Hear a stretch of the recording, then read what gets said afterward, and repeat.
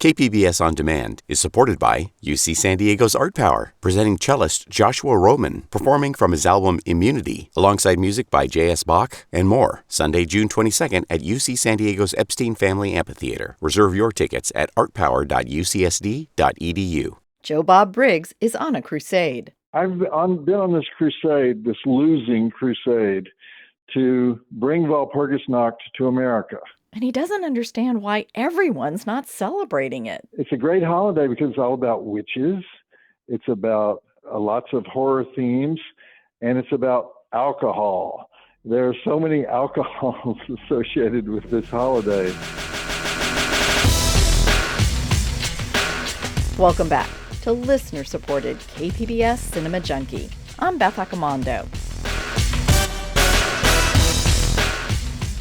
Tonight, April 30th, is Walpurgisnacht, also known as Witches' Night. So, no better time than now to speak with Joe Bob Briggs, the host of Shudder's The Last Drive-In. He's on a crusade to get Walpurgisnacht declared, and more importantly, celebrated as a national holiday, so we can drink all those Witches' Night brews. We'll also get to discuss how he ended up as a guru of Grindhouse on 3 networks, and why he champions these drive-in movies. After listening, you can decide if you too want to join his mutant family. I need to take one quick break, and then I'll be back with Joe Bob Briggs. Hey everybody, have you heard the news? Joe Bob is back in town. He's over at the drive-in, hanging around, watching crazy movies. So come on down to Joe Bob's Last Drive-In Show. Blood, beasts, movies, and more. Joe Bob's Last Drive-In Show. It's a spooky marathon with monsters and ghosts. Crazy, kooky fun with the world's greatest host. Girl, Joe Bob's Last Drive-In Show. It's gonna be legendary. Joe Bob's Last Drive-In Show. KPBS On Demand is supported by UC San Diego's Art Power, presenting cellist Joshua Roman, performing from his album Immunity, alongside music by J.S. Bach and more, Sunday, June 22nd at UC San Diego's Epstein Family Amphitheater. Reserve your tickets at artpower.ucsd.edu. Welcome back to Cinema Junkie. I'm Beth Accomando. I'm not sure how many public radio listeners are also fans of Joe Bob Briggs, so I asked him to describe his show for those who might be completely unfamiliar with it. Well, I have a history with public radio. I have shocked the listeners of public radio a couple of times. Not recently. But the show that I do now, The Last Drive-In, is a movie hosting show in which we break into the movie and we do deep analysis of the movie in what we hope is a fun way. We are basically dealing with what used to be called exploitation films. They're now called genre films. I still call them exploitation films, almost exclusively horror films on the Shudder network. So in the course of talking about these films, we develop a family of like-minded people who tune in every time we're on, and of course, since it's a streaming network, they rewatch the shows a lot. But I mean, that's the best I can describe it. It's a show that's developed over a period of I've done the same show 3 times. I did the show on the Movie Channel starting in the 80s. I did it on TNT starting in the 90s, a show called Monster Vision. And I'm doing it a 3rd time. When they came to me and said, hey, we'd like you to do a show on Shudder, I was like, okay, what kind of show are we going to do? And they goes, well, we want that same show. And I'm like, what? A double feature every week hosted by Joe Bob Briggs. Written by Joe Bob Briggs. Directed by Joe Bob Briggs. Produced by Joe Bob Briggs. I'll be working the camera. I'll be working the sound. Special effects by Joe Bob Briggs. Lighting by Joe Bob Briggs with a special appearance by 1 or 2 guests who will be fascinating, not for their intrinsic value as people, but because they're being interviewed by Joe Bob Briggs, me, kicking ass on The Last Drive-In, the series. I'll be kicking so much ass, I'll probably kick my own ass. you can't repeat TV. You know, you're not supposed to repeat TV. And they said, no, we want that exact same show. And I was like, okay. And so these elements that we have on the show have been built up over decades. and I've been fortunate. I've never had a time limit on the show. When I was on the movie channel, that was a premium network. And so it didn't matter when the movie started and when it was over. And so I was on at the beginning of the movie and at the end of the movie. When I was on TNT, I was on in the middle of the night. And so they said to me, as long as you're done by 6 a.m., we don't care when you finish. And that meant I could finish at 3, I could finish at 5. They didn't care. So my segments were as long or as short as I wanted them to be. And we would interrupt the movie at every commercial break. We would talk. So there was no time limit there. And then now I'm on a streaming network where they don't care either. You know, and so in fact, I was shocked. I said, what do you want me to do? Just introduce the movie? And they were like, oh no, we want to have those breaks like you had at TNT. And I was like, but you have no commercials. And they said, well, no, but we still want the breaks. I said, you want commercial breaks on a non-commercial network? And they said, yeah. And I said, that's going to make people angry. And they said, no, we think this will work. And so lo and behold, it worked. People tune in they don't mind the breaks. We have an average of 5 in each movie besides the introduction of the movie and the wrap up of the movie. Yeah, but you're not exactly a commercial. You know, you pack those breaks with all sorts of information and fun stuff and even interviews with filmmakers. That's true. Sometimes we bring the filmmaker on. Sometimes we bring some of the actors on. A lot of times we're dealing with the background of movies that nobody else cares about. I mean, these are not exactly the movies that get nominated for the Academy Award, you know, although occasionally we do what they call the elevated horror movies.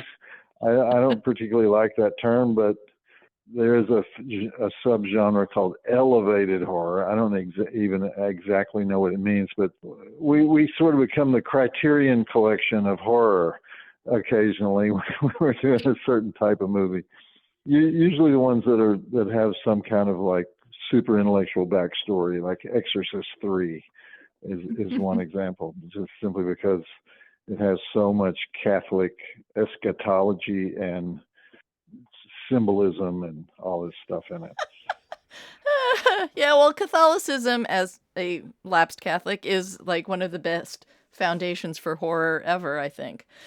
It is. There is a subgenre called Catholic horror, you know, Yes. that started with The Exorcist, continued with The Omen, and then disintegrated from there. But it's especially in Italy, there's a whole lot of Catholic horror. Well, and I mean, I just think so many directors were raised Catholic or have Catholicism in their background that even if it's not overtly in their films, like having the Bible read to you or seeing Christ on the cross in the church in sometimes very gruesome manner will haunt you. That's true. I mean, when people complain about the blood and gore in some of the movies that we show, I always point out that none of them compare to Passion of the Christ. Exactly. Well, what I love about your show is that you do mix really entertaining breaks, but you also pack it with so much information sometimes. And sometimes you send us that information in a massively rapid fire approach that is very impressive. Well, I get carried away. I mean, one of the shows I'm very proud of is the show we did, Nosferatu, on the 100th anniversary of the original silent classic Nosferatu. We broke all the rules of TV, which is never show silent films, never show subtitled films, never show black and white films, never show foreign films. And so we not only showed black and white, subtitled, and foreign, we showed the exact same film twice because we showed the 1979 remake, German remake. And in the course of it, well, we dressed in the costumes of 1820s Germany, Biedermeier costume. And there are massive backstories to both of those movies. And so we had a lot of fun with that. But the main thing was I wanted to see if it was possible to do that programming and still have the audience stay with us. And man, did they stay with us. They still talk to me about that show. They love that show. And these are people who also love, Nightmare on Elm Street and Friday the 13th. And so you don't really expect them to become huge Nosferatu fans, but they did. There was a society party to celebrate the premiere of the first Dracula movie, the greatest horror film of the 1920s and the only horror film up to that time that was also considered an art film.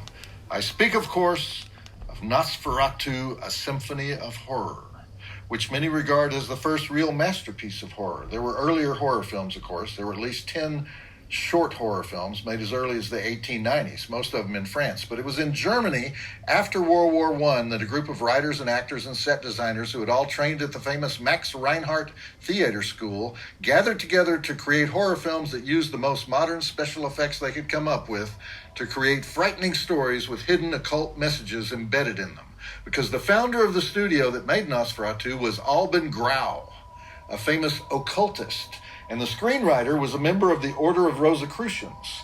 And the director, F.W. Murnau, was an openly gay man who loved to break the rules, both the rules of filmmaking and the rules of society. And he liked the occult because it was all about shadows. It's an amazing film, yes. So is the remake. So is the 1979 remake, just in a different way, but also an incredible film. The most gratifying thing I hear from people is my wife, husband, boyfriend, girlfriend never liked horror until I introduced him to your show. and now he's a horror fanatic. He wants to see everything. So I like being the gateway drug, and I like being the one that converts people into wanting. Horror fans are different. They don't want to just see this year's horror film. They want to see every horror film from every decade. And so once you get the bug, you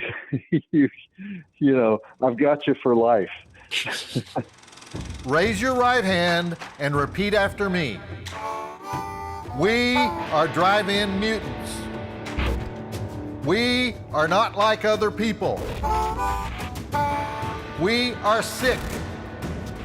We are disgusting. If life had a vomit meter, we'd be off the scale. We believe in blood, in breasts, and in beasts. We believe in Kung Fu City. As long as one drive-in remains on the planet Earth, we will party like jungle animals. We will boogie till we puke. Heads will roll. The drive-in will never die. Amen. Now, you do have something special coming up for Walpurgisnacht this year. You do this quite often. Is there anything you can reveal about it? Sometimes you don't reveal the titles in advance, but... Yeah, we don't reveal the titles in advance. I kind of wish we did this year, but we can't. But I've been on this crusade, this losing crusade, to bring Walpurgisnacht to America. Walpurgisnacht is the other pagan holiday, the second most important pagan holiday after Halloween, Halloween is based on Samhain. It is immensely popular in Germany and other parts of Europe, and it is all about witches. And it's about burning the witches before they get to the Hexentanzplatz, the witches' dance floor, where they cavort with Satan. Cavort meaning debauchery, And so it's a great holiday because it's all about witches. It's about lots of horror themes, and it's about alcohol. There are so many alcohols associated with this holiday. There are beers and drinks that are only made for this holiday. It's always the night of April 30th and the morning of May 1st, dusk to dawn, when the creatures of hell and the creatures of the present get very close together and can cross over the line. And so it's a huge holiday in Europe, not so much here. And yet people have these halfway to Halloween parties. Well, you don't have to have a halfway to Halloween party. You've got a pagan holiday right here that you can celebrate. And I think it's partly the name, Walpurgisnacht. It's hard to say. It's hard to remember. We should just change it to Witches' Night, and either be a witch or burn the witches. Be Team Witch or Team, what do they call them? The Witch Finders, Witch Finder Generals. But it's a great, fun, spooky holiday, and I've been trying to get people to embrace it and start celebrating it and make it as big as Halloween. But so far, I'm shouting into the wilderness, and I think it's the name. No one can get around that German name. I work with a group that programs films here, and we just screened Mark of the Devil and we gave out the replicas of the vomit bags that were from the 70s, and I made Walpurgisnacht soup to go with it. Oh, that's perfect. We had a professor come, and she teaches about witches in history, and specifically looking to who the victims were and in these witch hunts and stuff. But what was interesting was, even though Mark of the Devil was obviously mining that material for the most sensational and kind of gruesome stuff, there was a lot of actual real tidbits of history in there that had some real resonance to it, surprisingly to some. Yeah, I mean, I like the movies that start with the premise that there were no witch hunts. The witches were real. We have one of those coming up this Friday night on our Walpurgisnacht show. It would not be on anybody's top 10 list, but it's actually one of my favorite movies. Oh, all right. I'll look forward to finding out what that is then. And another thing that you do that's a lot of fun with the films is you do your drive-in totals. So do you personally do all those counts every time? I hope you're not implying I would falsify a breast count. Or let someone else do it, I guess. No, I do the drive-in totals, yes. I take extensive notes. Sometimes it requires freeze frames to know if something qualifies for a drive-in to count on the drive-in totals. So let's look at those drive-in totals and get started. We have 27 dead bodies, 27 undead bodies, 6 breasts, multiple gunshots to the head, 1 grieving horny widow, decayed shroud sniffing, ignis fatuus. You know what ignis fatuus is, Darcy? Those flickering lights in the swamp? Spoken like a true South Carolina girl, yes. Anywhere you have decaying organic matter and moisture, you get this stuff called ignis fatuus. I'm surprised I've never seen it before in a horror flick. Aardvarking on a fresh grave, 1 cross through the cranium, grave digging, projectile vomiting, 1 motorcycle from beyond the grave, skull reassembly for no apparent reason, shoulder munching, head butting, iron vase face evisceration, penile phobia, 1 unlikely cure for penile phobia, 1 voluntary chemical castration, multiple murder sprees, 1 reanimated disembodied head, gratuitous inner monologuing, gratuitous lute playing, head rolls twice. In other words, 1 head rolls, but it rolls twice. Another thing I've never seen before in a movie. What do you think it is about these films that kind of give them their staying power? Because we were doing a show and we were talking about, we picked a Black actress to highlight for Black History Month. And my co-host and I decided we wanted to talk about Pam Grier. And now, granted, someone like Cicely Tyson or Ruby Dee probably has more awards or is considered to have amassed more respected work. But the thing is they're not on T-shirts and their movies aren't being screened in movie theaters today. So what is it, do you think, about these exploitation films or these genre films that really have more kind of impact and staying power sometimes than the more mainstream or? Yeah, I mean, I think it's the rebel element. It's the spitting in the eye of the establishment element, which is what all those exploitation directors were doing, partly as marketing. But Pam Grier wasn't just, or she is a great actress. Yes. But she's not just a great actress. She was a marketing tool It's like in a way that Cicely Tyson would not be. And so having the sexy Pam Grier in your movie was something that made it an exploitation film. There were a few actors like Richard Roundtree, Fred Williamson, that were marquee names in the blaxploitation era. They consistently delivered audience, and that's what exploitation films are all about. Exploitation is a marketing term. Mm-hmm. It means the film has something exploitable that other films don't have. But I think the reason that people watch them 20 years later, 30 years later, 40 years later is that, hey, I can't believe they were doing this. They're raw, and they're primal. They're primal. They go to the basics in what we care about. I mean, most of them are full of sex and violence. Now, if you don't like something, you say, yeah, it's full of sex and violence. If you like it, you say, it was so full of romance and adventure. And so, if it's mainstream, it's romance and adventure. But if it's exploitation, it's sex and violence. But there are good versions of that, and there are bad versions of that. But a lot of these films were overlooked or neglected because they were made on a low budget for the drive-in circuit or the grindhouse circuit. You do show a lot of these quote-unquote exploitation films or horror films, and they're films that are very easily accessible. I mean, horror is something everybody can enjoy and, get into because it's like so primal. But then you do give them all this other like context and information. So yeah, I mean, I can see easily how this can be a gateway to more films. Or all great horror is in the subtext. Mm-hmm. And so we end up talking about the subtext because it's easy with all the technical tricks of cinema to scare somebody, to make them jump. Mm-hmm. That's the easy part. The hard part is getting down into the primal fears.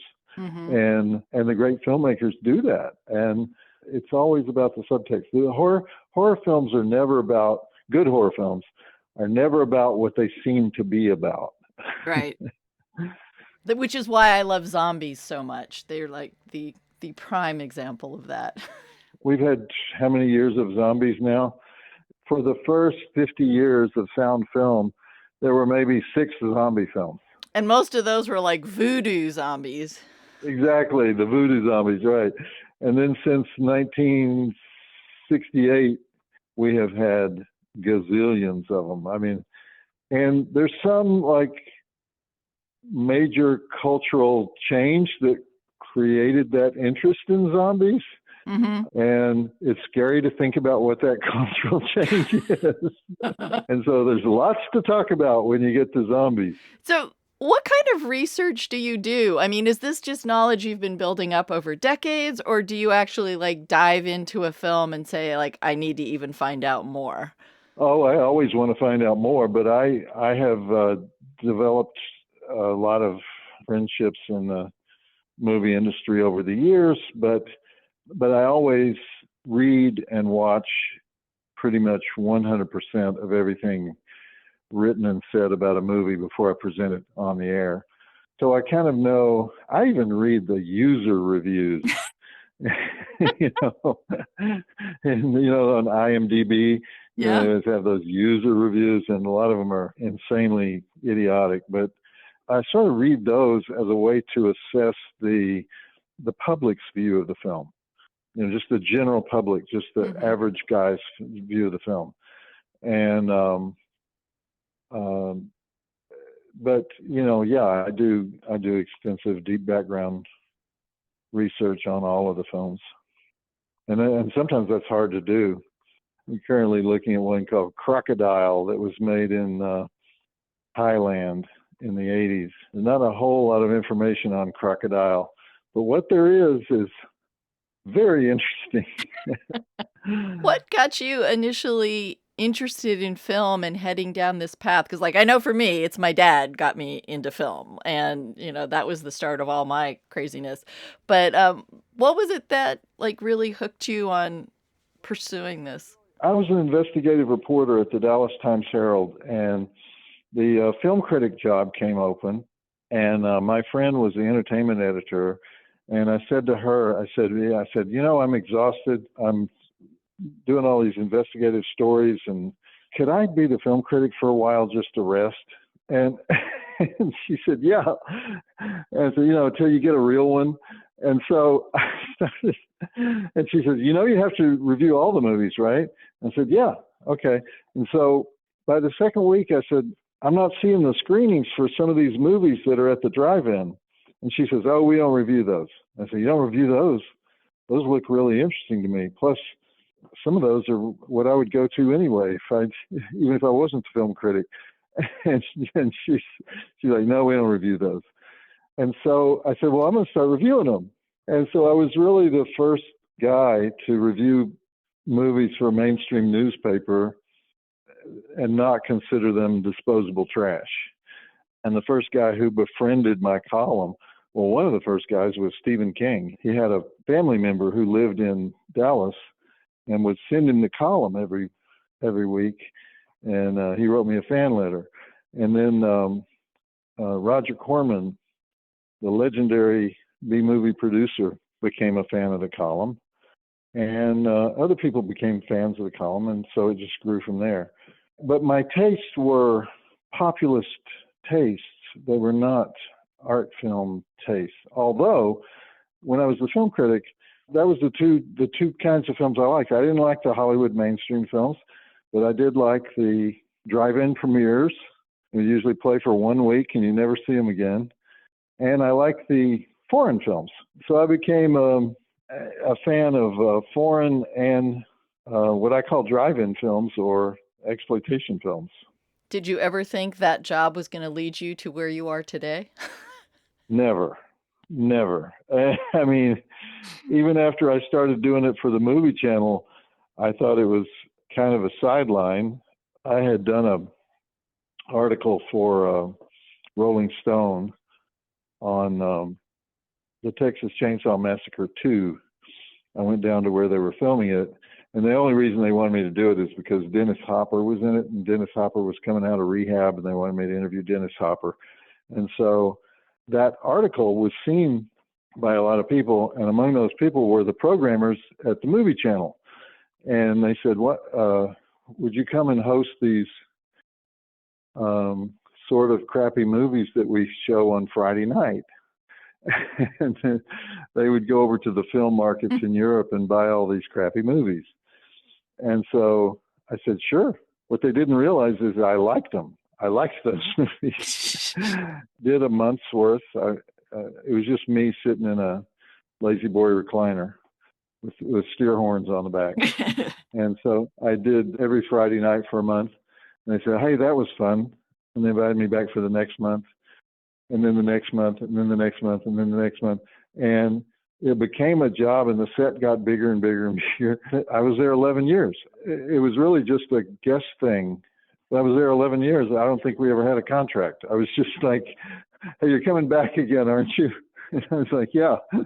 And so even though it was an 11-year job, it was never very formal. And then they changed formats, and they weren't going to show that they were going to have that kind of programming anymore. I was off the air only about 2 months because programmers at TNT said, hey, we have this show called Monster Vision. We're looking for a host for it. You want to come over here and give it a shot? And I was like, well, sure. I said, actually, I have these sets. I said, oh, you do? And I said, yeah. And so we actually used the same sets. You know, a lot of people write me and say, hey, Joe Bob Briggs, just what is Monster Vision? You don't need no special glasses or an insect's head, just a healthy love for slime and disrespect for the dead.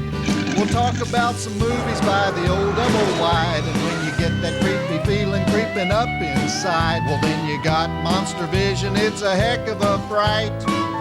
We're tearing the heart out of Saturday night.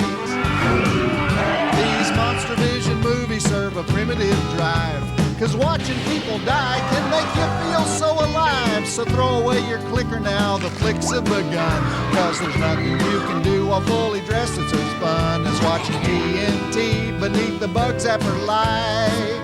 We're tearing the heart out of Saturday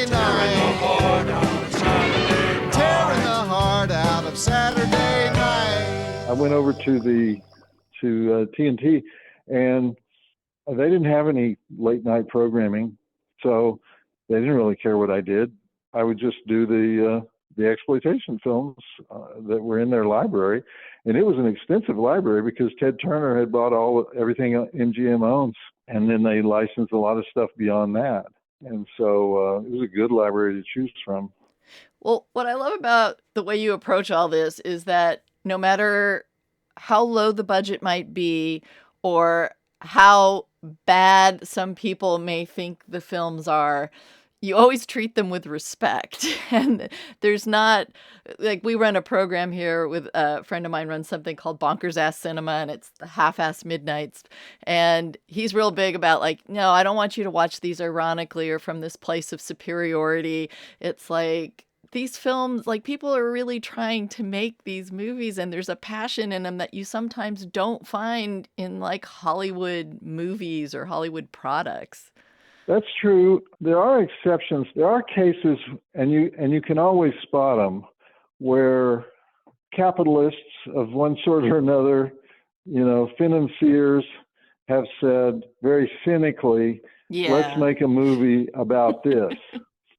And they're not true believers in horror. They're not horror fans. They're not exploitation movie fans. They're just like, hey, if we put these elements together, we could probably get these rubes to watch the movie. And so they feel superior to the audience. And that always comes through. It always comes through. And those are the only ones that I don't like. Mm-hmm. But for the most part, I agree. I don't like that so bad it's good. There have been other hosted shows on some networks that are all about so bad it's good. And I don't believe in so bad it's good. I believe in so flawed that it's fascinating. Well, also, I don't like the term, like, guilty pleasure. Like, no, if I enjoy it, I'm not going to feel bad about it. That's another one. Yeah, I agree with you. And sometimes I find it annoying that, riff tracks will make fun of the films I like when they should be making fun of Forrest Gump and Barbie. Well, that's true. I mean, sometimes MST3K makes fun of films that I've actually given 4 stars to. So, that brings me up short. Well, I want to thank you very much for speaking with me, and I'm really looking forward to Walpurgisnacht and finding out which films you will be showing. All right, I appreciate that. I always try to beat the drum for Walpurgisnacht night, and it is next Friday, May 2nd. We're actually doing it one day late. We should have done it. We should have done it on May 1st, but we come on Friday night. So, if you are celebrating Walpurgisnacht, please join us. That was Joe Bob Briggs, host of The Last Drive-In on Shudder. His Walpurgisnacht show is this Friday. That wraps up another edition of KPBS listener-supported Cinema Junkie. If you enjoyed the podcast, then please share it with a friend, because your recommendation is the best way to build an addicted audience. You can also help by leaving a review. And check out Cinema Junkie Presents Midday Movies video podcast on the KPBS YouTube channel. On Friday, we'll debut an episode all about Ryan Coogler's Sinners. Till our next Film Fix, I'm Beth Accomando, your resident Cinema Junkie.